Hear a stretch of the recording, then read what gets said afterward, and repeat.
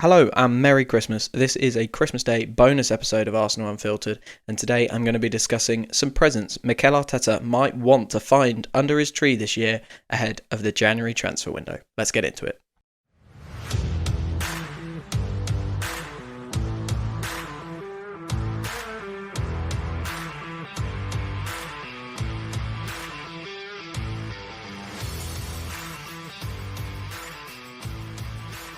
Merry Christmas to you and yours. I hope you're having a wonderful Christmas day, your stomachs are full, and you are looking forward to a fantastic, stress-free Boxing Day of football, right? Because Arsenal aren't playing till the 27th, so hopefully we can enjoy some of our rivals, maybe having a bad result or two, and we can just sit and enjoy the football on Boxing Day. That's very exciting, and I hope all of your family and everyone you love and care for is safe and well, and you are enjoying your Christmas. This is not Christmas Day for me. I'm recording it on the 23rd, the afternoon after Mikel Arteta's press conference, where he's told us Bukayo Saka is out for many weeks, in his words. So we do need to come up with a solution to replace Bukayo Saka. And I thought for our Christmas Day bonus episode, why not chat about some players that we might want to sign in January that Jason Ato and the Cronkies could give to Mikel Arteta as a late Christmas present, I guess, with it being January. So this is going to be a slightly shorter episode because I know, anyone listening will want to maybe chime into this on their Christmas Day walk or their Boxing Day walk, but also spend a lot of time with their family. So we're going to talk very briefly about three players that I think would be really, really good for Arsenal to sign this January. I've put some criteria together, though, that these players have to match for them to be involved in this conversation. And I have a slightly cheaper version, a midway expense version, and a very expensive version of this. All done, by the way, by the transfer marked player value. So this isn't my opinion of football economics. Before anyone says, they're not worth that much, or you can't pay that for them. This is the transfer marked value. Okay, so we've gone off that. There might be more, there might be less. Let's see the criteria. So we have to have a realistic chance of signing these players, and by realistic I'm saying that they are playing for a team that might not be considered to the same stature of Arsenal. Maybe they don't have Champions League football, maybe they don't have a realistic chance of winning a trophy, that sort of thing. So there is a real value to their career for moving to Arsenal, or alternatively, they're not getting as many minutes as they might want at their club right now. And maybe we can give them slightly more minutes. We can give them a different place in the squad, a different perspective on football. So they're the criteria that make someone realistic. So realistic chance of getting them in January, that's criteria one. Criteria number two, they must have one standout feature unique to them that will benefit Arsenal based on our current needs, our current situation. We don't have Bukayo Saka. We've not been scoring. We've scored lots of goals. We've just had a couple of games where we haven't scored enough. So maybe they're a game breaker, something like that. But they must have one unique standout criteria. And finally, because it's my pet peeve at the moment that we're not taking enough kind of odd chance shots. We're not taking a pot shot from the edge of the area or getting in positions to take shots enough, despite having tons of field tilt and tons of possession. They must be in the top 25% per 90 for shots in the last 365 days for their position. Okay, so top 25%, so 75th percentile or higher in the last 365 days per 90 for their position. Okay, so the values I've set up are somewhere between 10 and 30 million as our cheap option. Our middle option is somewhere between 30 and 50 million. And our expensive option is 50 million plus. Remember, those prices are based on the transfermarkt.com value as it is right now at the time of recording. Not my perception, not what they would actually be worth to their clubs, not what Arsenal would actually have to pay for them, but a cheap, medium and expensive option based on those values. And for the cheap option, that's a much harder category, I think, to find a player of value to a Champions League club between 10 and 30 million. And you are really shopping in a slightly different way. You need to go and chance a player, I think.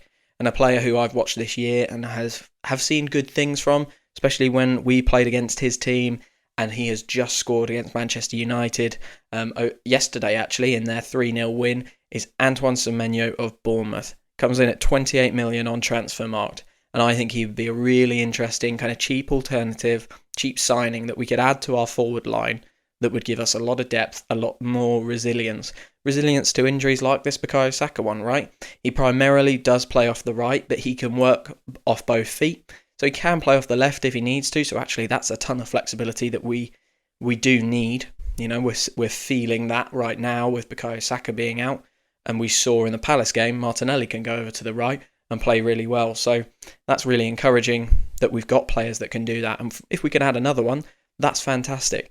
Semenyo has 5 goals and 1 assist in the Premier League this year. He is in the 94th percentile for shots per 90. So that's a big tick on one of the criteria lists. And I do think he's got a realistic chance of coming. You know, Bournemouth having a fantastic season and they are punching above their weight, I would say. But, you know, if you're Antoine Semenyo and Arsenal come a-calling, not being arrogant as an Arsenal fan, but I do think you really do look at that. And whilst he's 28 million on Transfermarkt, if Arsenal put 40 million on the table to Bournemouth, are they a club that can say no to 40 million? You know, some clubs might hold out, but ultimately, clubs need money to survive, and Bournemouth, they're looking at getting European football. They might think that 40 million could help us in Europe, really. Could help us add a couple of players to our squad so we can manage next year a little bit better. There's a chance. I'm not saying it's a realistic chance, but I am saying there is a chance that a player at Bournemouth, you know, like Leo Trossard was at Brighton in a January window, might look at it and go, yeah, we're having a good season, I'm having a good season, but I want to go. I want to go and play in the Champions League knockout rounds, which is what he could potentially do. I think he's got some really interesting qualities. He is successful with over 50% of his take-ons. So 56.1% of his take-ons are all successful. He is in the 78th percentile per 90 for take-ons. So again, I think that's a really interesting quality. Not just that he's taking lots of shots per 90, but he's very successful when he stands a man up and goes to beat him. And you know, we've had our frustrations with our players this year. Martinelli not beating his man enough, not getting round people enough. So I think that's a really interesting idea. What's his unique quality though? He's got that last criteria to get past, I guess. He's in the top 25 percentile for shots. He does have a realistic chance of coming. That last criteria is what's his standout feature for Arsenal. Well, his standout feature for Arsenal, for me, is the style that Bournemouth play and the style he already plays in. So he already plays in a pressing team. He's got really nice defensive qualities. He's in the 99th percentile for blocks, 88th percentile for clearances for attacking midfielders and wingers. So he's putting in a defensive shift, just like Mikel Arteta asks his wingers to. And a really interesting one for me, he's 99th percentile for aerials as well. Which, you know, maybe as wingers, that's not a competitive category, but actually, if he's one of the best wingers at winning aerial duels, let's get him up there. You know, Raya is a fantastic goalkeeper when it comes to distribution. If we can have Kai or Gabby up there, who are both brilliant at dropping the ball down, and a winger who can win aerial battles, that sounds absolutely fantastic. I have identified for all 3 of these players one drawback though. Okay, so it's not all sunshine and roses, and actually Antoine Semenyo's drawback is he is underperforming his XG by 0.6. So yeah, he's having lots of shots, but he's only had 5 goals. Now, is that concerning? We need more finishers. That's what I've been saying for a little while. We need more clinical finishers. But I think if you're looking at a player in the 10 to 30 million range, they're not where you find your clinical finishers. And actually, what we'd be looking at in Antoine Semenyo is a very good squad player. The new Leo Trossard, I think, is what we'd be looking at. And Leo Trossard is a good finisher, but you know he has times where he goes off the boil. For 27 million, I think we've all been very, very happy with the Trossard signing. If Trossard was 60, 70 million, we wouldn't be happy with it, right? I think this could be another one. You know, Semenyo could be a very, very similar sort of vibe. So why not give him a go? Why not give him a go? So from our 10 to 30 million pound player onto our 30 to 50 million pound player, obviously you've got a little bit more money to play with here, but the same criteria apply. There has to be a realistic chance of this player coming. They have to be in the top 25% for shots, and they also have to have one standout feature that makes them really valuable for Arsenal. So at £40 million, I've identified another Premier League player I really think if we're going to do something this January, it should be in the Premier League. It should be a player who's here already, used to the culture, used to the league. So let's go and get someone from a Premier League squad. Another Premier League player, like I say, for £40 million, who is just not getting the game time that his performances deserve, in my opinion. And that is Jean Duran from Aston Villa. Now, Aston Villa have had a really weird season. They've had some great results. They've literally just beaten Man City. But then they've also had some really poor games, right? Let's be honest. And I think the Unai Emery effect is starting to take a hold there. We as Arsenal fans really know that pain quite well. So, Aston Villa fans are starting to feel what we felt in 2018, 2019, and what a lot of teams have felt with Unai Emery at the helm. Why John Duran? So 40 million, I think there is a realistic chance for him coming, because actually he knows he's behind the pecking order with Ollie Watkins. And I think will Villa look to cash in on Ollie Watkins, or will they look to cash in on John Duran? I can't see them taking the English player out. I think they'll want to keep their star Englishman. So I think John Duran will at some point be available. If it's January, I am doubtful. That brings us nicely immediately onto John Duran's drawback, is that in October he signed a new contract until 2030. So you're all saying, well, now, hang on, Mark, you said they have to be realistic chance of signing. Well, clubs do sometimes do that. They put a player onto a big contract and say, look, you've got the option to leave. There'll either be an official buyout clause or, a gentleman's promise between the player and the club around, actually, if someone, of big stature comes in for you, you can go. I don't see this happening, but if Real Madrid come in for John Duran, I can't see Villa stopping him, right? So, I do think contract, no contract, everyone can be available for the right price. I think John Duran's going to cost a lot more than 40 million. I think you're looking sort of 50, 60, but like I say, it's the transfer mark value, so he goes into our 30 to 50 million slot. He has had 7 goals this year, which is incredible considering he only has 3 starts, I think. An incredible position. That's more than any of our players in the Premier League this year. I should say that's Premier League goals John Duran's had. And he is in the 98th percentile for shots per 90 at 4.38 shots per 90. That's an output we could really do with, right? Couldn't we really do with that? Kai Havertz has been a little shot shy recently, and Gabriel Jesus has had a fantastic week, but we don't know if this week is going to carry on and be how he is for kind of the foreseeable now. We'll have to wait and see on that, right? It'll take a little while. Another thing that I really like about John Duran is how much presence he has in the penalty box. He has 6.17 touches in the attacking penalty area per 90. That puts him in the 89th percent. So, he's not a striker like Kai Havertz or Gabriel Jesus who's going to drop off and try and do lots of other stuff. And whilst I think that's really valuable in our team, especially with the players that we've got moving around Kai Havertz and Jesus, wouldn't it be nice to have some games where we just have a man who stays in the box and we just feed him? Bukayo Saka feeds him with his crosses, Gabriel Martinelli feeds him with his crosses. I think that could be a really good option and a unique style for us, something we just don't have. But that's not the unique, outstanding quality that I've picked out about John Duran. The outstanding quality I've picked out for him is he is outscoring his XG by 2.2. And he's already adept at rotating, coming from the bench, not having many Premier League starts. We're going to need to rotate our team a lot through this next period with a 2-legged semi-final, Champions League knockouts, FA Cup third round, plus all the Premier League games. We have so many games coming up and hopefully a lot more as we go deep in the Cups. If John Duran's already used to this role and he can stay fresh and keep his output up, coming off the bench, making the odd start here or there, why couldn't we bring him in and use him in a similar way? He would get a pay rise with us, I'm sure. He would be at a more established club, and he would be a really unique option for us. So I really like the idea. I think he is the least likely to sign, to be honest, of all of these 3 players, simply because of Aston Villa do have Champions League football, and he has just signed a contract. So whilst I think there is a chance, because sometimes those contracts are just about protecting the club and protecting the player's value for the club, I think it's the lowest chance, but I think he would be a really unique player in our squad, bringing completely different qualities. A player who just stays in the box and gets goals in and around the penalty area. I think he'd be fantastic. And finally, our £50 million plus player. This player is currently involved in a Premier League relegation battle. And, players that are in that experience, they're looking over their shoulder at the Championship going, I don't really want to go back there. Thank you very much. So January makes these kind of players a real option. Their clubs will not want to lose them, absolutely. But they also won't want someone who downs tools halfway through the season because they haven't had a move, or, someone who becomes distracted.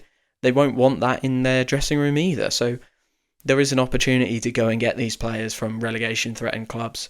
And for me, at 50 million on Transfermarkt, Matheus Cunha is a real option for Arsenal.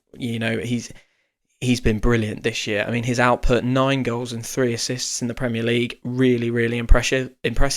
Less shots per 90 than the other guys. So he's in the 78th percentile, 2.98 shots per 90. So he just sneaks in the top 25% criteria. So he's just made it. I do think with the Wolves being so deep in a relegation battle, there might be a chance of prying him from Wolves. And, new manager in there as well. So he's going to want to have some money to bring his players in. There might be a real chance that they say, okay, well, let's sell a player, get 50, 60 million for him. And Victor Pereira can then bring in 2 or 3 of his own lads, and he'll have his players ready and available for him. They will be looking at that, I'm sure, because Gary O'Neill, when he was manager of Wolves, was not backed at all. They had no money. So they need to make some money and stay in the Premier League. It's a really interesting conundrum for Wolves. He does play more central than I think we're probably looking at here. He's not quite a striker, but he's also not quite a winger. He kind of plays in a sort of 10 role, which we don't really need, but he is right-footed and can potentially play off the left wing. We've seen him cut in from that sort of area a lot over this season and score some really good goals from the left side of the penalty area or the left central kind of position. So he could be an option on the left wing for us. He's an output machine. That's his unique quality, his standout quality for me. He is outscoring his XG by 5.1, and he's in a relegation team. Do you know what I mean? Like, he's not doing that with Martin Odegaard and Bukayo Saka and Thomas Partey feeding in balls. No offence to the Wolves players, but he's not playing in an elite side with elite attacking midfielders and elite chance created numbers. So if he can get 12 goals and assists by Christmas in a Wolves team, could he not be really firing quite like impressive numbers in an Arsenal team that has Martin Odegaard in it, and has these fantastic players like Kai Havertz and Gabriel Jesus and Bukayo Saka who are going to bring him even more chances? I think he'd be brilliant. For me, his drawback is actually he's not a penalty box player. He doesn't get in there much, and that's what we want. John Duran is that. Antoine Semenyo gets in the penalty area a fair bit as well. He is in the 49th percentile for touches in the attacking penalty area, so he's not really going to fill that need. Whilst he takes some shots, plenty of shots really, he meets the criteria on that, he doesn't fill the need we have of, actually, we need more people in front of the 6-yard box, in front of the sticks to get tap-ins and take easy chances. So he doesn't really fill that, which is not ideal.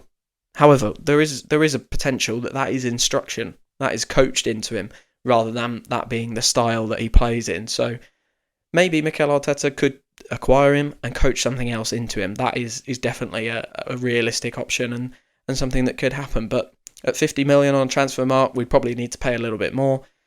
But I think he could be a really interesting addition to this squad going forward. So there we have it, Mikel Arteta's January/Christmas present wish list. Matheus Cunha, John Duran, Antoine Semenyo, one of them. They all take plenty of shots. They all have, they're all a realistic chance of signing them, and they all have a standout feature that would really help Arsenal go on to win some trophies this year and make sure we're staying in that Premier League title race right to the very end. If you've listened to any episode of Arsenal Unfiltered, including this one or any throughout the year, I just want to say a massive thank you. It's a new podcast. We're new since October, and the growth has been really, really amazing and great to hear people listen to me ramble about Arsenal. So I want to say a really big thank you. And finish just wishing you a Merry Christmas and a Happy New Year. Let's hope for some fantastic results over the Christmas period for Arsenal and a 2025 with at least one trophy in the Arsenal cabinet for Mikel Arteta to gloat about. Thank you very much.